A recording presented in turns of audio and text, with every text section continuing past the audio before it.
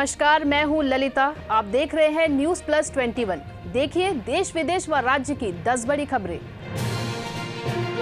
अनन्या पांडे को आज फिर करना होगा एनसीबी के सवालों का सामना। सीएम योगी की सुरक्षा में चूक, हथियार लेकर कार्यक्रम में घुसा शख्स, 4 पुलिसकर्मियों पर गिरी गाज। पीएम मोदी ने दिया वोकल फॉर लोकल का मंत्र, कहा यह सफलता हर देशवासी की सफलता है।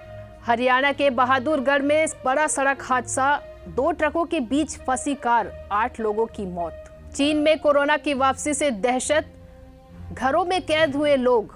कोरोना से जीत रहा है भारत, मिले सिर्फ 15,000 से नए केस, एक्टिव मामले में आई गिरावट। सीएम भूपेश बघेल आज लेंगे एसपी व आईजी की क्लास, करेंगे सुरक्षा पर बात। किसानों के प्रदर्शन स्थल पर एक और शख्स की पिटाई, मुर्गा न देने पर टांग तोड़ी, एक निहंग पर फिर लगा आरोप। कल से 3 दिनों के लिए जम्मू कश्मीर के दौरे पर जाएंगे गृह मंत्री अमित शाह, लेंगे सुरक्षा व्यवस्था का जायजा। कश्मीर में दिखा आतंक का असर, जम्मू से आने वाली ट्रेनें फुल, दिसंबर के पहले हफ्ते तक नहीं है सीटें।